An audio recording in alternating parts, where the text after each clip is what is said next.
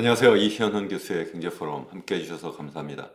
오늘은 새 정부에서 추구하는 경제 목표가 무엇이고 또 그것을 어떻게 달성하려고 하고 있는지, 그래서 정말 그 목표가 달성할 수 있겠는지에 대한 말씀을 좀 드리려고 합니다. 그러면서 동시에 제가 생각하는 보다 바람직한 정책 방향은 무엇인지도 여러분들께 좀 말씀을 드리려고 합니다. 여러분 끝까지 시청하시면서 여러분 의견도 함께 나눠주시면 우리가 더 좋은 사회, 더 좋은 경제를 만들어 나갈 수 있을 거라고 저는 믿고 있습니다. 여러분 그러면 같이 한번 가보시죠.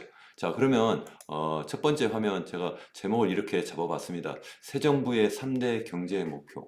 뭐 이재명 대통령이 이제 정식 취임했고 이제 두 번째 날이 밝았습니다만 새 정부가 3대 경제 목표라고 해서 내세우는 것은 없어요. 다만 제가 이재명 대통령이 후보 시절에 선거 공약으로 내세운 실제 공약집에 들어가 있는 내용, 그리고 또 여기저기서 이제 선거 유세를 하면서 또는 인터뷰하면서 밝힌 내용을 제가 한번 세 가지로 나누어서 정리를 해 봤습니다. 제일 첫 번째는 우리나라의 경제가 지금 굉장히 힘들다, 심각한 위기 상황이다. 그렇기 때문에 경제 성장률을 3%로 끌어올리겠다. 연간 성장률을 3%로 끌어올리겠다. 두 번째는 종합주가 지수가 지금 계속해서 지난 몇 년 동안 계속 제자리 걸음을 하고 있는데 이것을 5천선으로 끌어올리겠다 하는 것이고, 세 번째는 부동산 가격을 좀 안정화하겠다. 뭐 이런 세 가지 목표가 있는 것 같아요. 첫 번째는 실물 경제를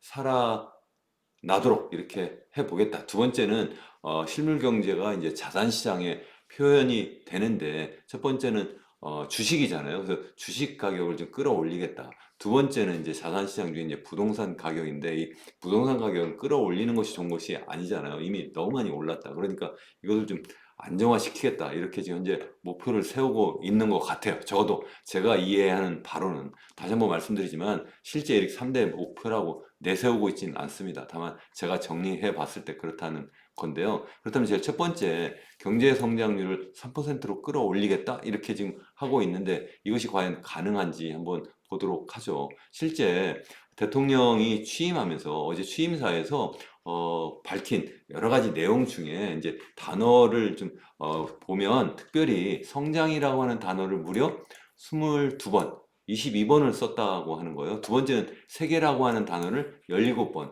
그 다음에 이제 문화라고 하는 단어를 13번, 그리고 또 경제라는 단어도 12번. 그러니까 경제하고 성장이 두 가지만 넣으면 무려 34번이라고 하는 그러한 단어를 쓴 거예요. 그러니까 성장 또는 경제라고 하는 단어를 무려 34번이나 썼다. 그러니까 굉장히 경제를 중요시하고 또 그것도 성장을 매우 중요시한다. 이렇게 현재 적어도 취임사에는 밝혔다. 이렇게 이해를 할 수 있겠습니다. 그렇다면 현재 상황이 어떻길래 그러느냐? 제가 계속해서 말씀드렸습니다만 올해 우리나라 경제가 굉장히 어려운 상황이다. 그래서 한국은행도 얼마 전에 지난달이죠. 지난달 초에 수정 전망치를 올해 경제가 어느 정도로 성장할 것이냐 전망을 한 것을 보면 0.8% 수준으로 밝히고 있습니다. 이것은 종전의 1.5% 수준보다도 거의 반토막 낸 정도이고요. 또 한국개발원, 그러니까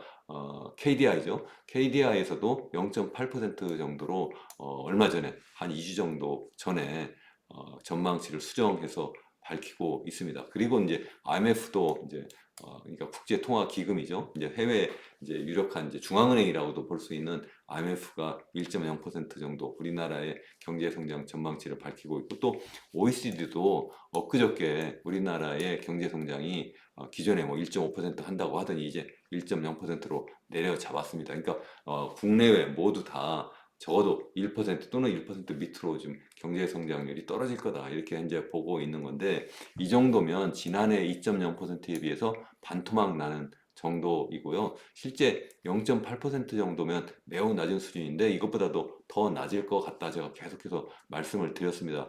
실제 해외 IB 투자은행들의 경우에는 이것보다 더 낮게 많이 잡고 있어요. 그래서 0.5%까지도 낮춰 잡고 있다 그렇게 말씀을 드렸고, 장기적으로는 더더욱 문제다 하는 말씀도 드렸어요. 장기적으로 보면 우리나라의 이제 성장률 추이인데 70년대 초부터 보면 이게 70년대만 하더라도 두 자릿수 성장을 했었는데 이제는 이것이 계속 추락하고 있다. 빨간 선이 이게 장기적인 성장률 추이다. 이것을 우리가 잠재 성장률이다. 이렇게도 이야기한다. 이렇게 말씀을 드렸는데 계속 추락해서 현재 한국은행이 올해 우리나라의 잠재 성장률이 1.8% 정도 될 것이다. 이렇게 현재 발표하고 있고, 또 KDI도 비슷하게 이야기를 현재 하고 있습니다. 한국개발원에서 최근에 지난달에 우리나라의 잠재 성장률 전망치를 발표했는데, 여기 보시면 이 파란 선이 이제 기준선이라고 했는데 적어도 한 이 정도 평균적으로 가지 않을까 이렇게 보고 있는데,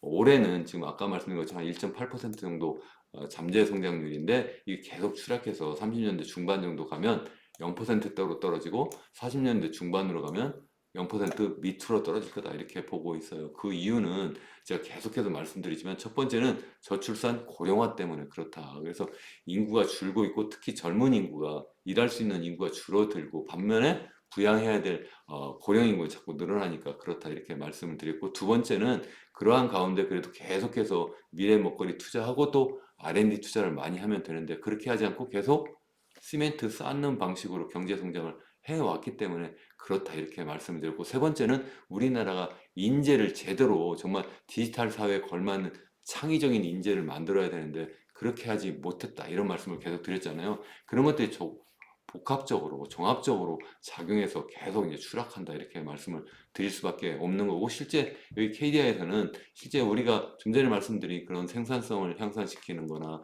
미래 먹거리 투자를 제대로 하지 못하면, 그러면 이게 빨간선 더 빨리, 그러니까 2030년대 초반에 0%대로 떨어지고 40년대 초반에 아예 0% 밑으로 떨어질 거다. 그러니까 잃어버린 30년, 40년의 길을, 어쩌면 더 힘든 길을 갈 수밖에 없을 거라고 지금 현재 전망을 하고 있고, 이것은 KDI가 지난해 여름에, 죄송합니다. 한국은행이 지난해 여름에 그때 발표한 전망치와 너무 흡사해요. 사실 그때도 비슷하게 30년대 중반이면 0%대, 40년대 중반이면 그러면 0% 밑으로 떨어진다 이렇게 보고 있고, 여기도 보면 파란색이 여기는 기준선이고, 그리고 여기 녹색선은 더 빨리, 우리가 빨리 경제 성장을 할 때 생산성을 높이지 못하면, 미래 먹거리 투자를 제대로 하지 못하면 더 빨리 우리가 일본의 잃어버린 30년의 길을 갈 것이다. 이미 사실은 들어가 있다. 저는 그렇게 생각을 하고 있는데 그런 상황을 현재 보여주고 있고, 또 수정 전망치가 또 한국은행에 또 한 번 나왔어요. 지난해 연말에 그때 나왔는데, 그때도 보면 올해 1.8% 하고 매년 0.1%포인트씩 계속 이 감소할 것이다. 그래서 5년 뒤는 5년 뒤면 이것이 1.3%로 떨어질 거라는 거예요. 그러니까 이재명 대통령 임기 중에 우리나라의 잠재 성장률은 1.8%에서 1.3%로 떨어질 거라는 거예요. 그런데 경제 성장률은 3%로 높이겠다 이렇게 하니까 잠재 성장률보다 더 높인다?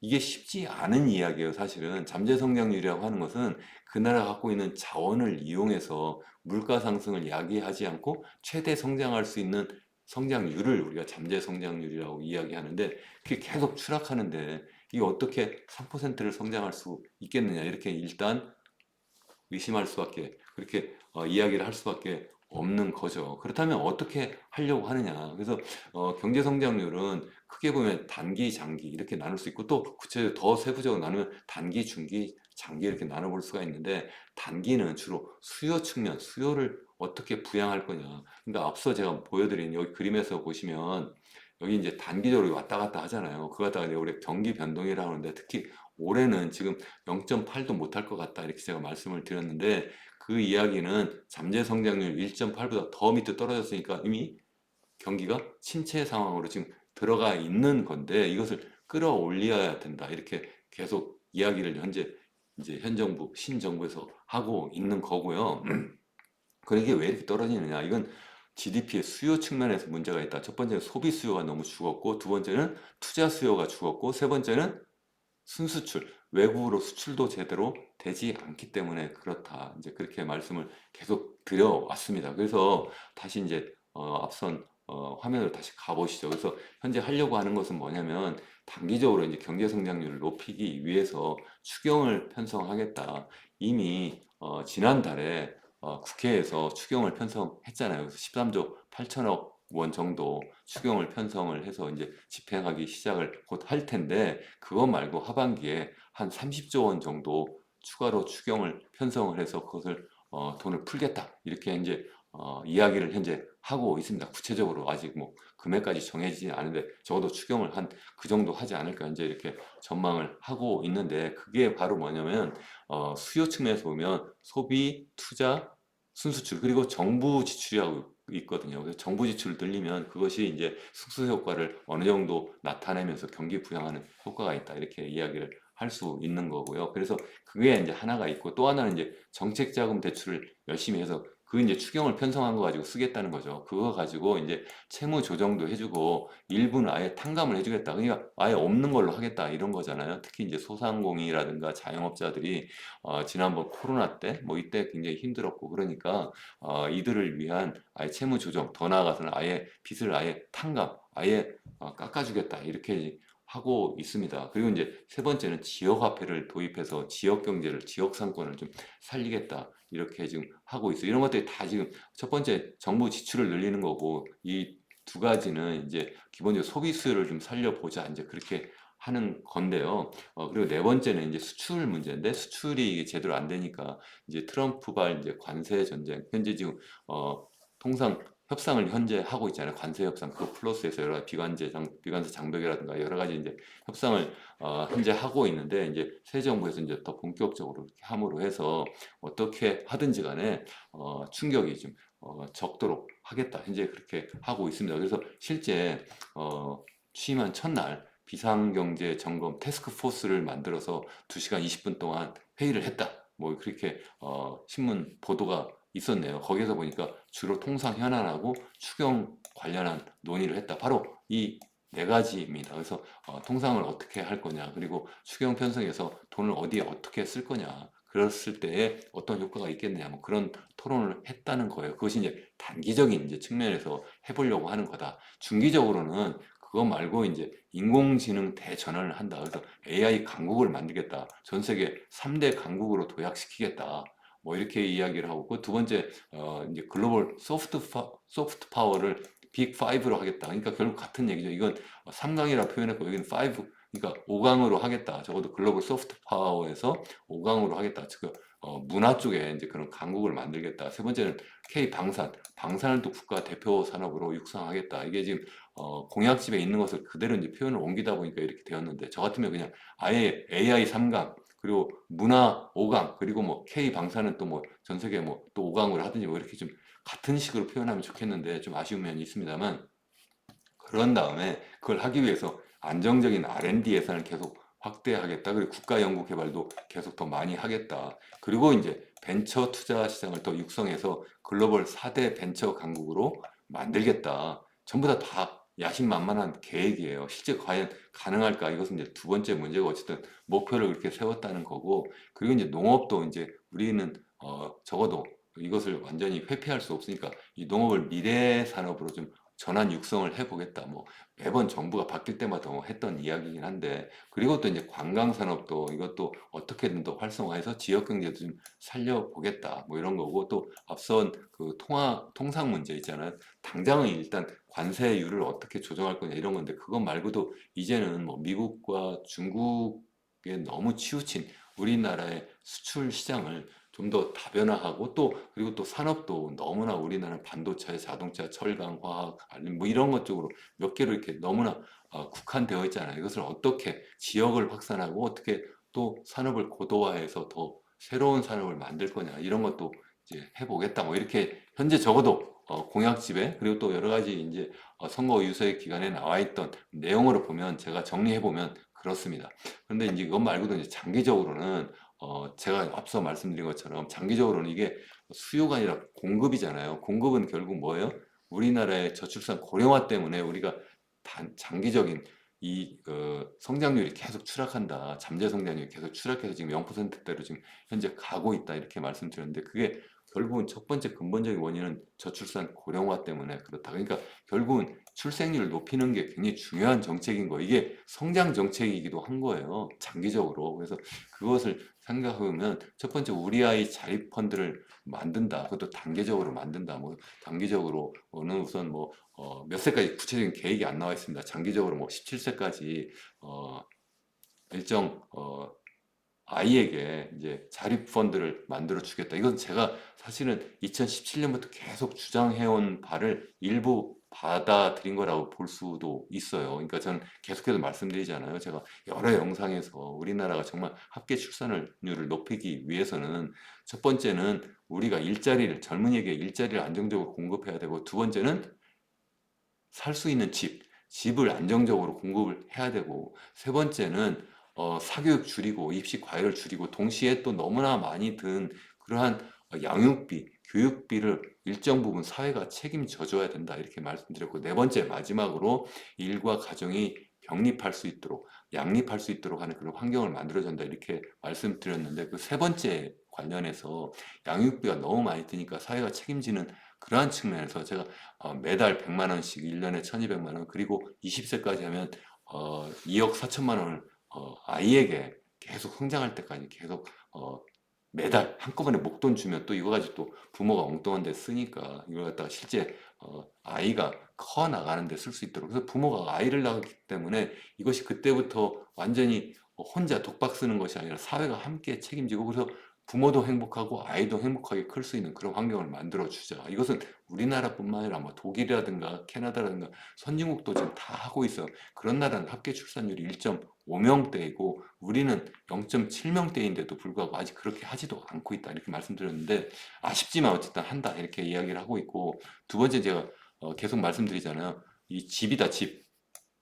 집도 없는데 어떻게 결혼하고 아이를 낳겠어요. 그래서 저는 계속해서 정말 양질의 공공주택을 많이 공급해야 된다 했는데 일부 지금 그것도 반영한 것 같습니다. 그래서 신혼부부에 관해서 공공임대주택을 좀 공급한다. 그렇게 하면 출생률도 좀 높아지지 않느냐, 출산율도 높아지지 않느냐 이렇게 좀 보고 있는데 제가 볼 때는 좀 아쉽습니다만 어쨌든 그렇게 하고 있고 교육 대책도 굉장히 중요하다. 왜냐하면 제가 말씀드렸잖아요.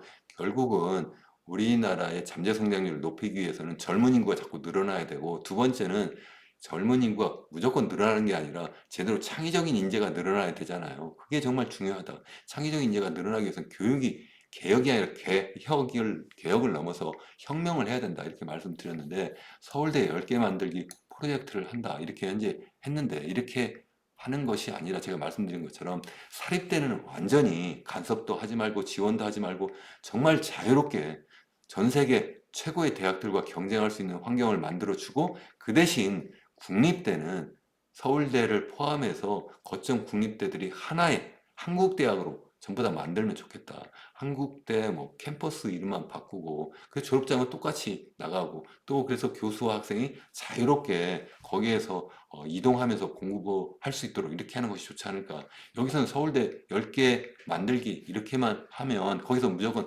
서울대 정도 1인당 학생에게 들어가는 교육비가 뭐 6천만 원이라든가 뭐 7천만 원이라든가 뭐 이렇게 하던데 근데 뭐 지방대는 보니까 뭐 1, 2천만 원밖에 안 되니까 그거 높이면 그럼 서울대가 된다 이렇게 생각하는 것 같은데 저는 그렇게 생각하지 않습니다. 그게 어떻게 가능해요? 돈만 많이 낸다고 지방대가 서울대가 되는 거 아니고 그런다고 해서 학생들이 우리 고등학교 아니면 학부모들이 서울대 말고 지방대를 더 선호한다 그렇게 되지도 않을 거라고 생각을 해요. 그래서 국립대 적어도 거점 국립대는 하나의 이름으로 그런 다음에 재정 지원도 똑같이 하면 되지 않을까 이렇게 생각을 하는데 어쨌든 현재 이렇게 하고 있습니다. 반면에 여기 밑에 보시면 기재부 분리하고 여가부는 확대한다. 그 내용 보면 여가부를 성평등 가족부로 바꾼다는 거예요.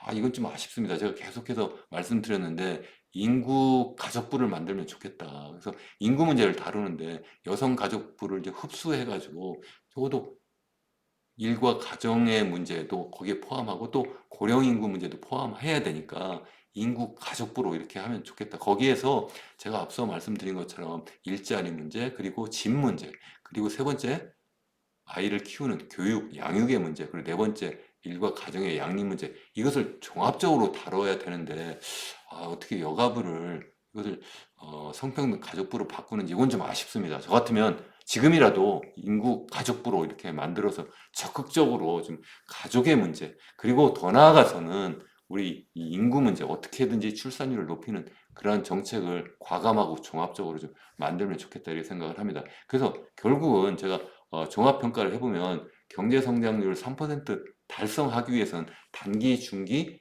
장기 정책을 종합적으로 써야 되는데 현재 제가 볼 때는 3% 달성하기가 좀 어렵겠다 이렇게 저는 조심스럽게 예측합니다. 두 번째는 종합주가 지수인데요. 종합주가 지수를 5천을 만들겠다. 현재 발표를 하고 있는데 이게 지난 5년 동안에 우리나라의 종합주가 지수, 코스피 지수 움직임이에요. 그러니까 이게 지난 5년이고 앞으로 5년 뒤에는 이것을 갖다가 지금 현재 2,700 선이니까 이걸 갖다가 5천을 만든다니까 거의 두 배로 올리겠다는 거잖아요. 이렇게 지금 올라간다는 건데 그렇게 올리는 것이 과연 쉬울 거냐는 거죠. 지난 5년 동안은 왜 이렇게 죽었을까요?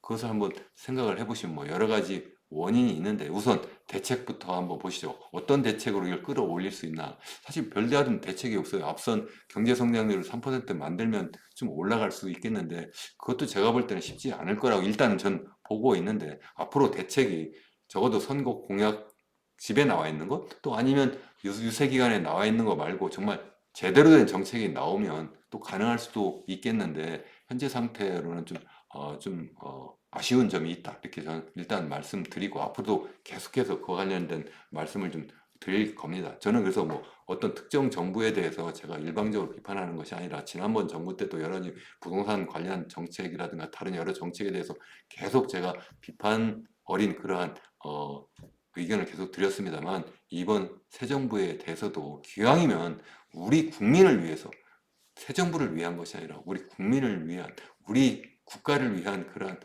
정책이 나올 수 있도록 그것이 시행될 수 있도록 계속해서 제가 비판도 하고 또 새로운 정책 제안도 하려고 합니다. 어쨌든 이게 현재 상태가 이렇게 되어 있는데 이것을 끌어올리기 위해서 어떤 정책을 쓰느냐 간단히 이야기하면 지난번 하려다 못했던 상법을 개정을 하겠다. 상법을 개정하면 그래서 이에 보면 이 상법상 이제 이사들이 이제 주주 충실 의무를 확실히 도입하겠다. 그냥 대주주 또는 기업만을 위해서 일하는 것이 아니라 소액 주주까지 포함한 모든 주주들을 위한 그러한 일을 할 수 있도록 이제 기업의 지배 구조를 바꿔야 된다. 이것은 저도 계속해서 말씀드린 바가 있어요. 우리나라의 주가가 이렇게 저평가된 중요한 이유 중에 하나가 그러니까 유일한 이유가 아니라 그 여러 이유 중에 한 가지가 바로 우리나라는 기업의 지배 구조가 너무 잘못되어 있다. 이 어떻게 소액 주주는 완전히 무시할 수 있느냐? 그렇게 할 수 없다. 일부 대주주가 마치 그 기업의 오너라고 하잖아요. 오너 경영이라는 말이 세상에 어디 있어요. 그런 말 쓸 수가 없는 거죠. 모든 주주가 다 오너죠. 소액이든 거액이든. 그런데 이렇게 일부 오너 경영이라는 뭐 이런 이야기를 하는 것 자체가 일단 기업 지배 구조가 잘못됐다고 생각하는데 어쨌든 그것을 이제 좀 바꿔보겠다. 또 그래서 그 지배 주주 오너라고 하는 그 주주의 사익 편취 행위를 근절하겠다. 뭐 이런 이야기고 먹튀 시세 조정 근절도 하겠다. 뭐 이렇게 하고 있는데 상법 개정하겠다. 이렇게밖에 나와 있는 게 없어요. 현재 종합 주가 지수를 끌어올리기 위해서 거의 두 배 가까이 끌어올려야 되는데 그렇게 하려면 5년 동안 이거 가지고는 전 충분하지 않다고 생각합니다. 왜 안 되냐면 저는 두 번째 더 중요한 이유가 우리나라 제가 계속해서 말씀드렸는데 우리나라 주가가 이렇게 계속 저평가되었다고 이야기하는 것은 사실 저평가된 것이 아니라 우리나라의 실력이다. 그 이유는 뭐냐면 투자 재원이 전부 다 어디 가 있어요? 다 부동산에 가 있어요. 정부도 전부 다 부동산에 가서 부동산 가격을 올리려고 했지 언제 주가를 올리려고 했어요. 그리고 또 실제 개인들도 전부 다 예? 그 경기가 건설 경기가 좀 나빠가지고 제가 볼 때는 지금 현재 경기가 좀 나쁘다 이렇게 하는 중요한 이유가 건설 투자가 좀 위축돼서 그런 면이 있어요. 그렇다고 해서 이 건설 투자를 다시 살리겠다? 그래서 집값을 다시 부양하겠다 이렇게 해버리면 단기적으로는 경제를 살릴 수 있지만 장기적으로는 잠재 성장률을 더 떨어뜨릴 수밖에 없는 거예요. 왜요? 미래 먹거리 투자를 하지 않고 전부 다 이 투자 재원이 다 이 건설 투자로 가버리니까 그러니까 어떻게 되겠어요? 잠재 성장률은 계속 더 추락할 수밖에 없다는 거예요. 그래서 아까 말씀드린 3% 성장은 불가능할 것이다. 제가 이제 말씀을 드리는 중요한 원인 중에 하나다. 그래서 얘를 어떻게든 좀 힘들더라도 건설 투자 비중은 좀 줄여 나가고 미래 먹거리 쪽으로 자꾸 투자 재원이 갈 수 있도록, 그래서 기업들도 개인들도 모두 다 그쪽으로 사람들이 생각이 좀 바뀔 수 있도록 해야지만 개인들도 이제 집에다가 자꾸 뭐 돈 빌려서 투자하는 것이 아니라 주식 투자도 할 수 있는 거죠. 현재는 어떻게 해요? 우리나라의 부동산에 투자하거나 아니면 미국 가가지고 서학개미라고 하잖아요. 미국 주식 사거나 이러잖아요. 한국 주식 안 산단 말이에요. 그 이유가 뭐냐고 한번 생각을 해보시라고요. 너무나 당연하게 돈이 다 부동산에 가 있어서 그렇다. 그나마 좀 여윳돈이 있으면 보니까 주식은 제대로 뜰 것 같지 않으니까 미국 주식 사러 간다는 거죠. 그렇게 하면 안 된다. 그래서 제가 다시 한번 말씀드리지만 이게 시멘트를 계속 부어가지고 그래가지고 경기를 살리면 단기적으로는 살 수 있지만 장기적으로는 죽는 길이다. 이 시멘트 주도 경제 또는 부채 주도 경제는 제발 하지 말아라. 그걸 하면 전 계속해서 또 비판을 할 겁니다. 이건 안 된다. 이렇게 하시면 정말 안 된다. 제가 일단 신정부, 새 정부 출범하면서 제가 한번 말씀을 드립니다. 기왕이면 이러한 내용을 여러분뿐만 아니라 많은 분들이 좀 보시고 좀 이해를 하시면 참 좋겠어요. 세 번째, 이제 부동산 가격 안정화가 될 거냐. 사실 부동산에 대해서는 구체적인 목표가 없어요. 지금 아까 경제 성장률은 3%라고 이야기를 했고 주가는 이제 이것을 갖다가 5천선으로 코스피 지수를 5천을 끌어올리겠다는데 부동산 가격은 이게 지금 하향 안정화인지 상향 안정화인지 구체적으로 뭔지 잘 모르겠어요. 제가 볼 땐 적어도 하향 안정화하는 것이 맞고, 다만 이게 너무 서울과 지방의 이 부동산 가격, 주택 가격이 너무 양극화되었기 때문에 이것을 좀 줄이는 방향으로 가야 된다. 그렇게 하려면 지방 부동산 가격은 약간 부양시켜도 된다고 생각을 해요. 반대로 이 수도권, 특히 서울 가격은 하향 안정화시키는 것이 맞다고 생각하는데 그걸 위해서 어떻게 하고 있는지를 한번 살펴봐야 되잖아요. 그 전에 사람들이 생각하는 것들 무엇인지 한번 우선 보시면 좋을 것 같아요. 그래서 새 정부 출범하면 뭐 집값 오른다 해가지고 뭐 부동산 시장이 최근에 들썩거리고 있잖아요. 제가 바로 지난 영상에서도 그에 대한 말씀을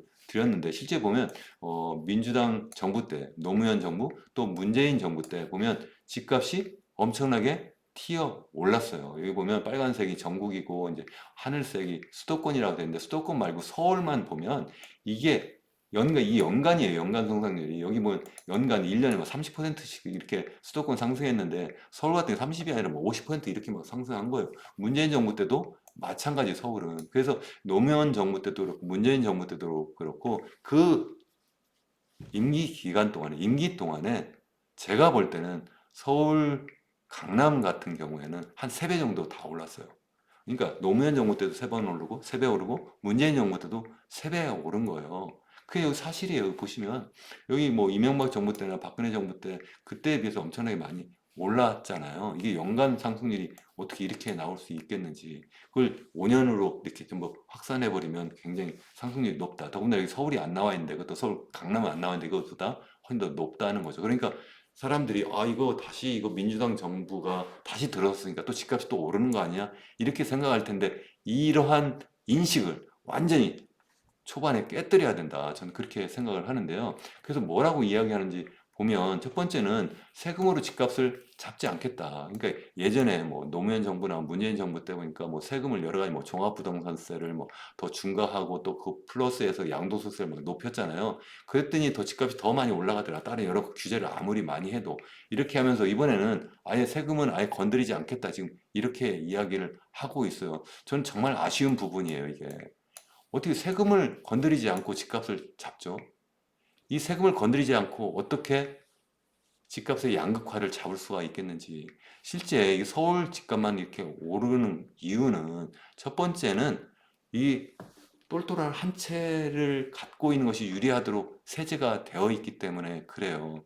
이 1가구 1주택 넘고 2가구 3, 1가구가 뭐 2주택, 3주택 되면 어떻게 돼요? 그러면 중과를 하는 거예요. 이게 종합부동산세 과세를 해버리게 되니까 사람들이 뭐 지방에 있는 집은 두 채, 세 채 갖고 있으면 세금을 세게 때려봤는데 서울에 한 채 똘똘한 한 채만 갖고 있으면 집값이 그것의 지방의 집값의 뭐 몇 배, 5배, 10배가 돼도 세금은 그렇게 많이 맞지 않으니까 똘똘한 한 채를 찾게 되는 그러한 이유가 있거든요. 더군다나 또 양도소득세까지 막 높여놔가지고 그래 버리니까 사람들이 집을 또 팔지 못하는 상황이 돼버리거든요. 그래서 그런데 제가 볼 땐 좀 이따 말씀드리겠습니다만 세금을 건드리지 않고 절대 집값을 잡지도 못할 뿐만 아니라 양극화도 해소를 못할 거라고 저는 생각을 해요.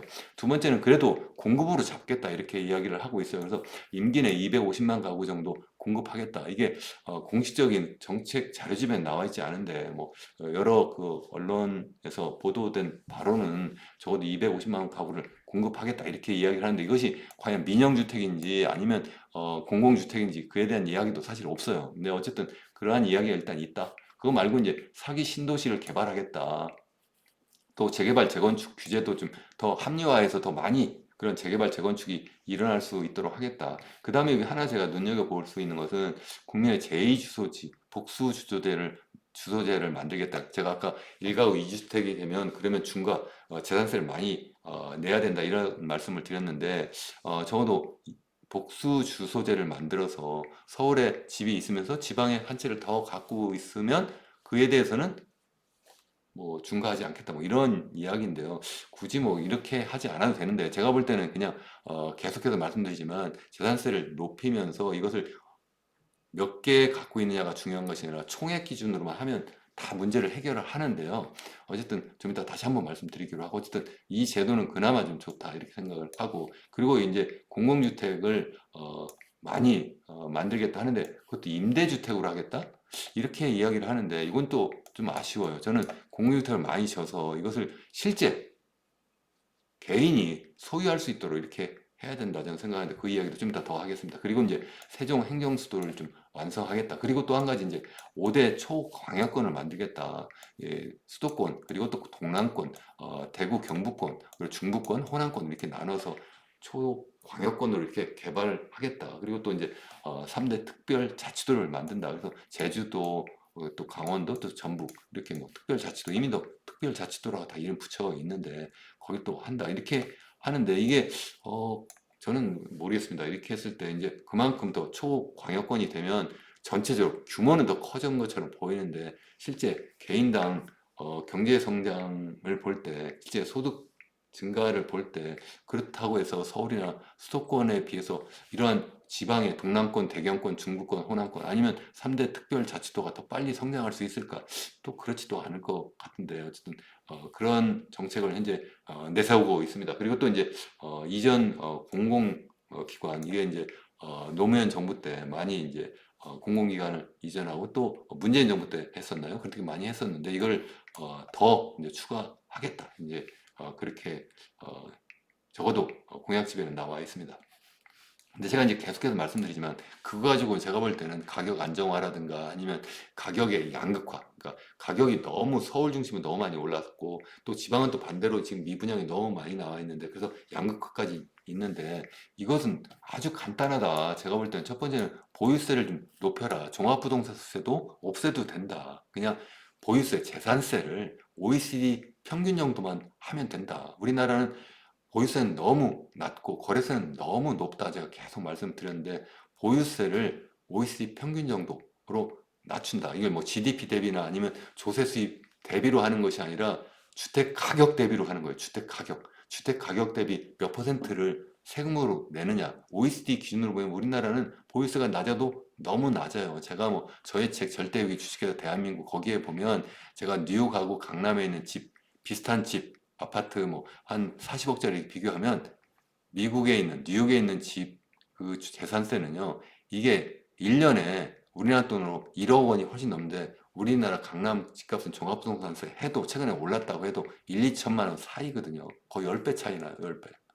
뭐 거기까지는 아니더라도 적어도 OECD 평균 정도로 높인다. 이것도 그러니까 몇 개의 집을 갖고 있느냐가 중요한 것이 아니라 총액으로 10개를 갖고 있어도 한 개 갖고 있는 것보다 그 총액이 더 낮으면 당연히 세금을 더 적게 내는 게 맞는 게 아니냐 저는 그렇게 생각합니다. 그래야지만 지방의 집들도 이 미분양도 해소가 되고 팔려 나가고 그래서 또 양극화도 해소가 될 수 있다 이렇게 생각을 하고 또 그리고 거래세를 낮춰줘야 된다. 양도소득세를 좀 낮춰줘야지만 이미 집을 갖고 있는 분들이 그 집을 편하게 내놓고, 그래서 그게 실질적으로 새 아파트만 공급이 아니라 기존 아파트가 매물로 많이 나오면 그러면 자연스럽게 가격이 하향 안정화된다. 제가 이렇게 말씀을 계속 드렸어요. 그래서 이걸 기왕이면 지금이라도 좀 도입하면 좋겠다. 두 번째는 양질의 공공주택을 적극적으로 공급해야 된다. 앞서 뭐 250만 채를 진다고 하는데 이것을 정말 민영주택 공급하는 방식으로 하면 안 된다. 제가 말씀드립니다. 우리는 어쩔 수 없이 민영주택도 하는데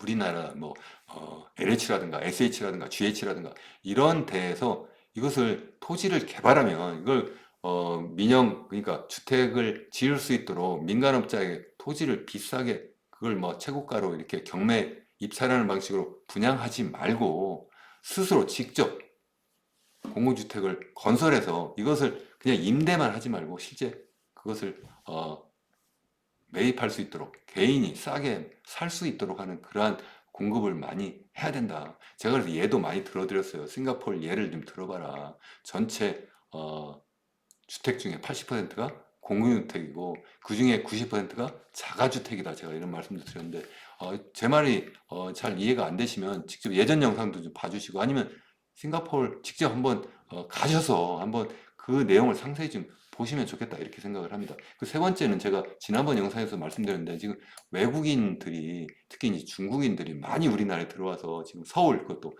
집값을 자꾸 이제 올리고 있거든요. 최근에 뭐 서울 수도권 같은 경우에는 전체 이제 주택 매매 중에 한 1% 정도가 외국인이에요. 이제는 외국인이 그걸 사고 있어요. 이게 자꾸 더 늘어날 거다. 그래서 잘못하면 뭐 캐나다나 아니면은 호주나 아니면 더 최근 이제 일본처럼 자꾸 집값을 더 띄우는 상황이 돼버릴 수 있다. 이것을 지금부터 막아야 된다. 그래서 싱가포르 사례를 제가 들어드렸고 이게 뭐 매입할 때 이 그 외국인들은 싱가포르 같은 경우에 이 그 취득세를 무려 60%를 내요. 10억짜리면 6억 원을 내거든요. 우리는 아무것도 그런 게 없어요. 차별이.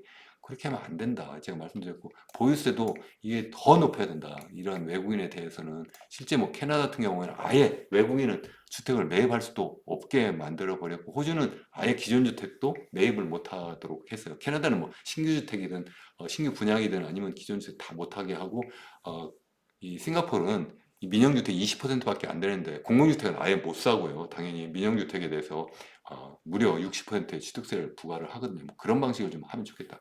그리고 이제 결혼한 부부, 출산 부부에 우선적으로 공공주택을 좀 제공하면 좋지 않을까 이런 생각을 합니다. 멈춰야 될 정책도 있어요. 사실은 이게 수요를 자꾸 가수요를 만드는 정책, 각종 정책 자금 대출이 있어요. 2022년 하반기에 집값이 떨어지기 시작하니까 둔촌 주공 사태 나니까 어떻게 했어요? 그때부터 특례 보금자리론이라든가 그 다음에 신생아 특례 대출이라든가 최근에 청년주택 드림 대출이라든가 그것도 부족하니까 요새는 지분형 모기지 뭐 이런 거 해가지고 자꾸 빚내서 집 사라는 정책을 계속해서 만든 거예요. 이걸 다 누가 만들었느냐? 금융위원회에서 만들었어, 금융위원회. 예? 그걸 만들어가지고 집값을 계속 띄웠어요. 그러니까 아무리 공급하면 뭐예요? 자꾸 빚내서 집 사라고. 아무리 금리를 그 기준금리를 한국에 높이면 뭐예요? 이 정책 금리라는 게, 정책 자금이라는 게 뭐예요? 시중 금리보다도 1%포인트, 2%포인트 낮게 빌려주는 거예요. 정부가 나서서 지금 올해도 60조 원을 빌려주겠다고 하는데 60조 원이면 정말 우리나라 전체 가계대출 중에 전체 가계대출 제가 볼 땐 70조에서 80조밖에 할 수가 없는데 GDP 대비 가계대출 비중이 너무 높기 때문에 지금 맥스 최대한 올릴 수 있는 그러한 상한선을 명목 GDP 상승률만큼 하기로 했는데 그것이 지금 명목 GDP 상승률이 제가 볼 때는 한 2.5% 수준밖에 되지 않을 텐데 그 수준 정도 한다면 이게 우리나라의 실제 가계대출 늘릴 수 있는 규모가 제가 볼 때 70조, 80조밖에 안 되거든요. 근데 60조를 정부가 정책 자금으로 빌려줘 버리면 어떻게 되겠어요? 아무리 집 빌리면 집을 지면 뭐 해요? 이렇게 자꾸 빚내서 집 사라고 하니까 사람들이 다 빚내서 집 사고 그러다 보니까 사람 다 빚더미에 올라가 앉아 있고 그러니까 소비도 못 하고 그러니까 주식 투자도 못 하고 그러니까 장기적으로 단기적으로 우리나라 경제가 계속 꼬나박고 있는 거예요. 더군다나 이제 마지막으로 우리나라는 계속 부동산 시장에 계속 정부가 개입하는 거예요. 재경부도 기획재정부 개입하고 좀 전에 말씀드린 금융위원회 개입하고 건설교통부 계속 개입해가지고 마치 정말 집값을 하향 안정화시키는 것처럼 하지만 나중에 보니까 집값을 계속 부양하는 정책을 계속 쓰는 거예요. 그냥 내버려만 두면 부동산 PF도 벌써 정리가 됐죠. 이거 계속 살리니까 지금까지 이러한 상황이 계속 벌어지는 거거든요. 정말 안타깝습니다. 그래서 적어도 새 정부에서는 제대로 된 그러한 경제 정책, 제대로 된 주식 대책, 주식시장 대책, 그리고 제대로 된 부동산 시장 대책이 좀 나와서 우리나라 국민, 우리나라가 제대로 설 수 있는 그러한 시대가 좀 열렸으면 좋겠습니다.